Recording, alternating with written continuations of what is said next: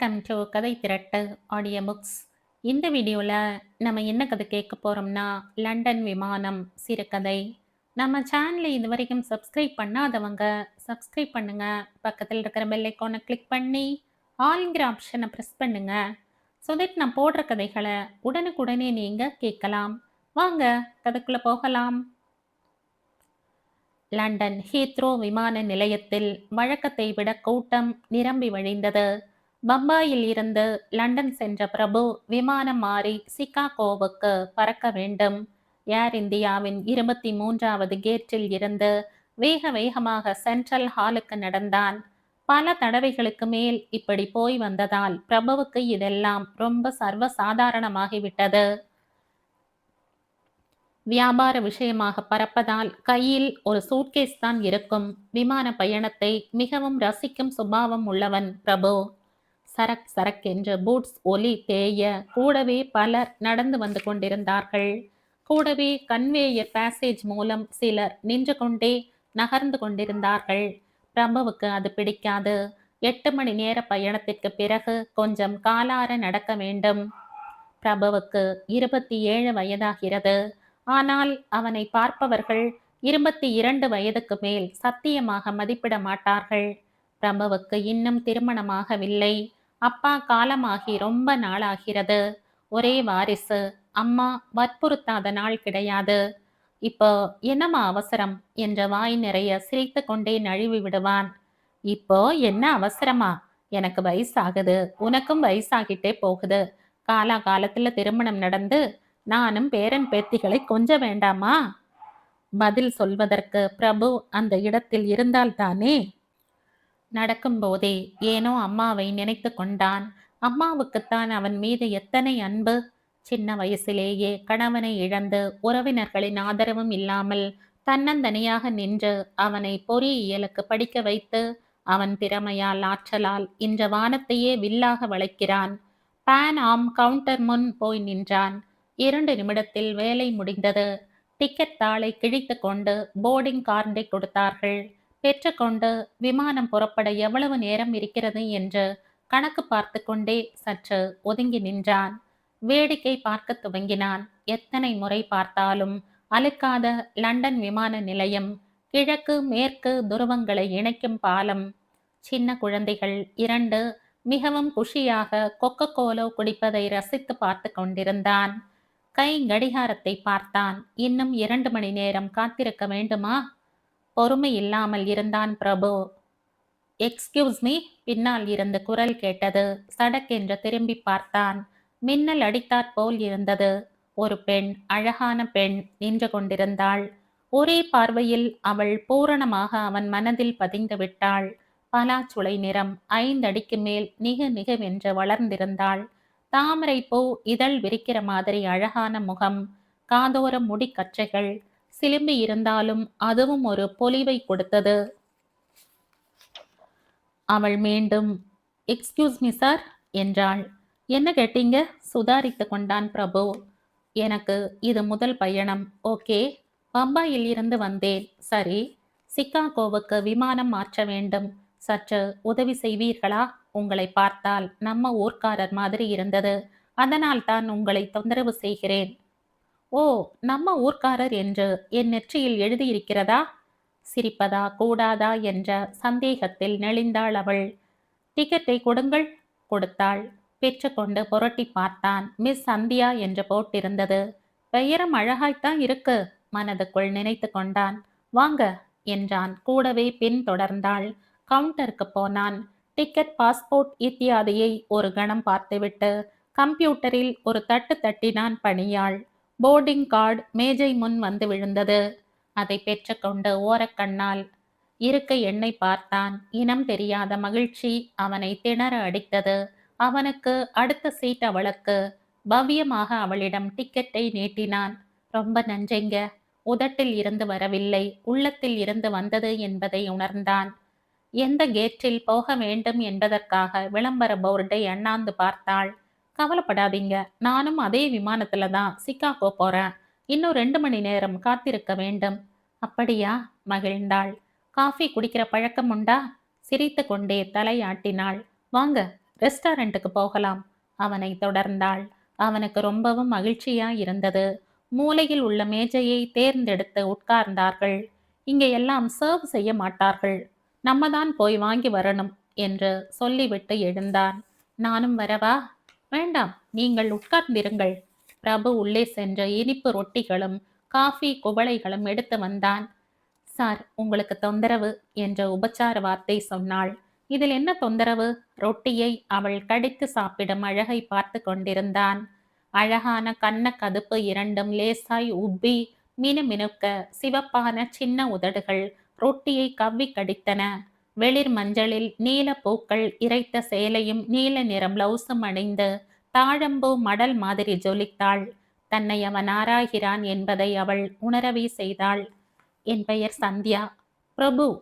அவனே காஃபி கலந்து கொடுத்தான். பெற்றுக்கொண்டாள். அவனுக்கே சந்தேகமாக இருந்தது. அவனா ஒரு பெண்ணுக்கு விழுந்து விழுந்து உபச்சாரம் செய்கிறான்? இதுவரை எந்த பெண்ணையும் அவன் ஏறெடுத்து கூட பார்த்தது இல்லை. அவனுக்கு தெரிந்ததெல்லாம் நேரம், உழைப்பு, முன்னேற்றம், இவ்வளவுதான். சரளமாக பேசிக்கொண்டிருந்த போது தெரிந்தது, சந்தியா ஒரு இளம் பாடகி. அமெரிக்காவிற்கு கச்சேரிக்கு செல்கிறாள். பக்கவாத்திய கலைஞர்கள் வேறு விமானத்தில் சென்று விட்டார்கள். எனவே இவள் தனியாக பயணம் செய்ய வேண்டியதாகிவிட்டது. நீங்கள் நன்றாக பாடுவீர்களா சந்தியா? அதை மற்றவர்கள் சொல்ல வேண்டும். வானொலி தொலைக்காட்சியில் என் பேட்டியை கூட படித்ததில்லையா? மூளையை கசக்கி பார்த்தான். இந்த மாதிரி பக்கங்களை ஒதுக்கியது, தள்ளியது எவ்வளவு தவறு என்று இப்போது யோசித்தான். விமானம் புறப்படும் அறிவிப்பு ஒலித்தது. போகலாமா? ஓகே. அவனை அடி உற்றி நடந்தாள். மறுபடியும் டிக்கெட்டுகள், போர்டிங் கார்டுகள், பரிசோதனை முடிந்து இடத்தை தேடி பிடித்து உட்கார்ந்தான் பிரபு. அருகில் உட்கார வந்த சந்தியாவை பார்த்து, ஓ, உங்க சீட் இங்கதானா என்று தெரியாதவன் போல பாவ்லா செய்தான். புன்முறுவலோடு அருகே உட்கார்ந்தாள். விமானத்தில் பயணம் செய்த சில தமிழர்கள் சந்தியாவிடம் வந்து, வணக்கம்மா, எங்க கச்சேரி என்று விசாரித்தார்கள். சில பெண்கள், உங்க பாட்டுன்னா எனக்கு உயிர் என்று சொன்னார்கள். பவ்யமாக அவர்கள் பாராட்டுக்களை ஏற்றுக்கொண்டாள் சந்தியா. பிரபுவுக்கு வெட்கமாக இருந்தது. இவ்வளவு பிரபலமான பாடகியை பற்றி ஒன்றும் தெரியாத தன் அறியாமையை எண்ணி வருந்தினான். அதே சமயம் அவளோடு பயணம் செய்யும் வாய்ப்பு கிடைத்ததற்காக அமோக மகிழ்ச்சியடைந்தான். அறிவிப்புகளுக்கு பிறகு விமானம் மேலேறி பறக்க துவங்கியது. இங்கிருந்து எவ்வளவு நேர பயணம்? 8 மணி நேரம் என்று சொன்ன பிரபுவுக்கு இந்த பயணம் முடிவில்லாமல் நீண்டு கொண்டே போனால் எப்படி மகிழ்ச்சியா இருக்கும் என்று எண்ணினான். சாக்லேட்டுகள், குளிர்நீர், யூட்டிகோலன் மணத்தோடு இளம் கதகதப்புடன் தேங்காய் பூத்துண்டு வரிசையாக வந்து கொண்டே இருந்தது. அவர்கள் அருகே வந்த ஒரு ஹோஸ்டஸ், நல்வரவு, இனிய இந்திய இளம் தம்பதிகளே என்று வாழ்த்துவிட்டு சடுதியில் அந்த இடத்தை விட்டு அகன்றாள். பதறிப்போனான் பிரபு. அந்த ஹோஸ்டஸை கூப்பிட எத்தனைத்தான். சந்தியா அதை கண்டு கொள்ளவே இல்லை. சந்தியா அதை அங்கீகரிக்கிறாளா? நினைக்கவே இனித்தது அவனுக்கு. அந்த ஹோஸ்டஸ் மறுமுறை அந்த பக்கம் வரவே இல்லை. சந்தியாவுக்கு சின்ன சின்ன உதவிகள் செய்தான். கலகலவென்ற சிரிப்பொலியுடன் கள்ளம் இல்லாத வகையில் அவள் பழகியது அவனை வெகுவாக ஈர்த்துவிட்டது. உணவு பரிமாறி முடிந்ததும் ஒரு ஆங்கில படம் திரையிடப்பட்டது. விளக்கெல்லாம் அணைக்கப்பட்டது. உரையாடல்களை கேட்க கருவிகள் கொடுத்தார்கள். அதை பொருத்தி கொள்ள சந்தியாவுக்கு உதவினான். அவ்வளவு அருகில் அழகிய அந்த காது மடல்களை பார்த்ததும் கிறங்கி போனான். அதை ஆசை தீர தொட வேண்டும், வருடி கொடுக்க வேண்டும், செல்லமாக கிள்ள வேண்டும். அவன் மனசு துடியாய் துடித்தது. திரையில் படம் ஓடிக்கொண்டிருந்தது. அது ஒரு இளம் காதலர்களை பற்றிய கதை. சந்தியா ஒன்றி போய்விட்டாள். படம் முடிந்ததும் எல்லோரும் சற்றே கண் அயரத் தொடங்கிவிட்டார்கள். சந்தியா கண்களை மூடியவாறு இருப்பதை பக்கவாட்டில் பார்த்தான். பிரபுவுக்கு தூக்கம் வரவில்லை. ஒரு கணம், ஒரே ஒரு கணம் அசந்தர்ப்பமாக தூக்கத்தில் அவன் மீது சாய மாட்டாளா என்று ஏங்கத் தொடங்கினான். அவனுக்கு வியப்பாக இருந்தது. பிரபுவா, இதுவரை எந்த பெண்ணையும் ஏறெடுத்து பார்க்காத பிரபுவா இப்படி ஏங்குகிறான்? எதற்கும் நேரம் வர வேண்டும் என்பது இதுதானா? அம்மா நச்சரித்து கொண்டிருந்தார்களே, அந்த நேரம் நெருங்கிவிட்டதா? யோசித்தவாறே இருந்த பிரபு கண் அயரத் தொடங்கிவிட்டான்.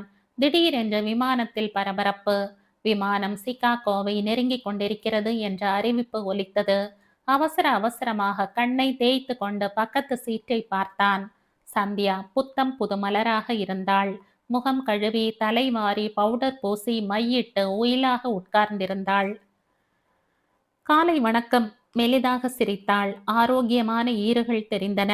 விமான நிலையத்தில் தேவைப்பட்டால் உதவி செய்வதாக தானே உறுதியளித்தான். நன்றி என்று சொல்லி சிரித்தாள். நாளை அவசியம் என் கச்சேரிக்கு வாங்க, அன்போடு அழைத்தாள். இடத்தின் பெயரையும் சொன்னாள். அவசியம் வருகிறேன் என்று அழுத்தம் திருத்தமாக சொன்னான். சிகாகோ விமானம் நிலைய வாசலில் எப்போதும் போல் பரபரப்பு. சந்தியாவை வரவேற்க ஒரு சிறு கும்பல் வந்திருந்தது. பிரபு தயக்கத்துடன் விடை பெற்று கொண்டான். வந்த அன்றே பிரபுவின் வேலை முடிந்து விட்டது. மறுநாள் எப்போது வரும் சந்தியாவை பார்க்கலாம் என்று துடியாய் துடித்து கொண்டிருந்தான். இடையில் ஒருமுறை சென்னையில் அம்மாவோடு பேசும்போது உன் மருமகளை தேர்ந்தெடுத்து விட்டேன் என்று சொல்லலாமா என்று நினைத்து ஆசையை அடக்கி கொண்டான். கச்சேரி முடிந்ததும் ஒரு நல்ல பரிசாக அவளுக்கு தருவதற்காக கடை வீதியெல்லாம் அலைந்து ஒரு அழகிய வைர மோதிரத்தை வாங்கினான். தானே அதை அவள் கையில் அணிவிக்கும் பாக்கியம் கிடைத்தால் எப்படி இருக்கும் என்று கற்பனை செய்து பார்த்தான். அரங்கம் நிரம்பி வழிந்தது. நல்ல வேளையாக முதல் வரிசையில் உட்கார அவனுக்கு டிக்கெட் கிடைத்தது. இசை மழையில் அவன் நனைந்தான். இசைக்கு இவ்வளவு சக்தி இருக்கிறதா? அவனுக்கே வியப்பாக இருந்தது. தான் இத்தனை நாள் எவ்வளவு விஷயங்களை இழந்திருக்கிறோம். தோடி, ரஞ்சனி, கல்யாணி, ஹேமவதி என்று ராகங்கள் வந்து கொண்டே இருந்தன. ஒவ்வொன்றும் ஒரு அழகு தேவதையாக அந்த அரங்கையே அலங்கரித்தன.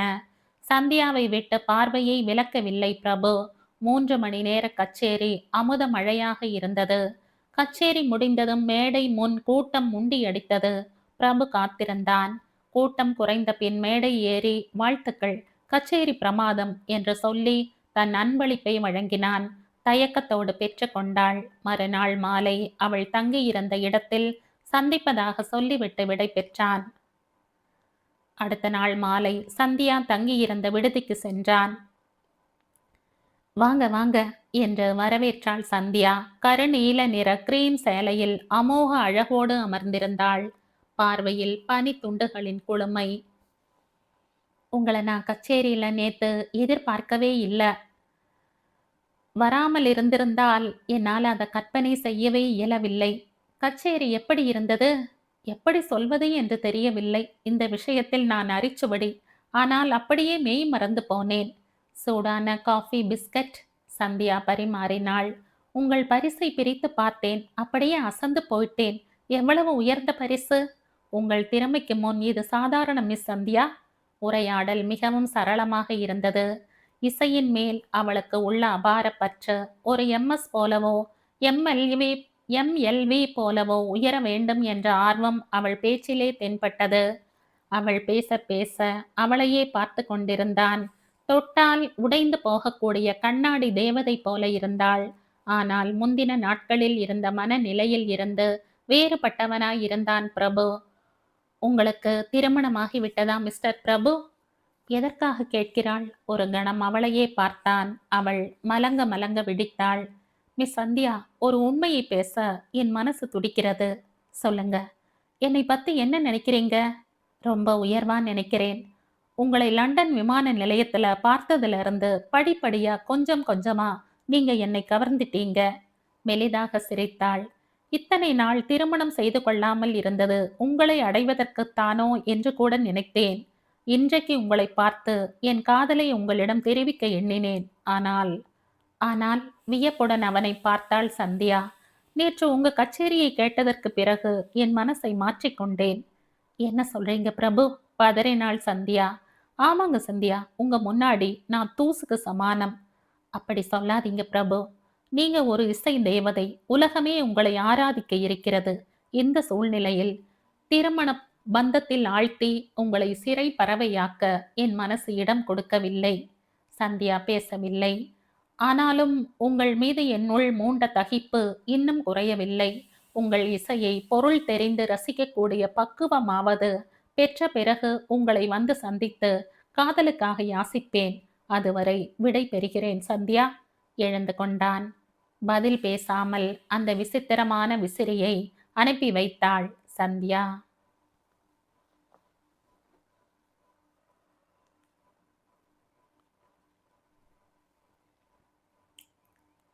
இதோடு இந்த கதை முடியுது.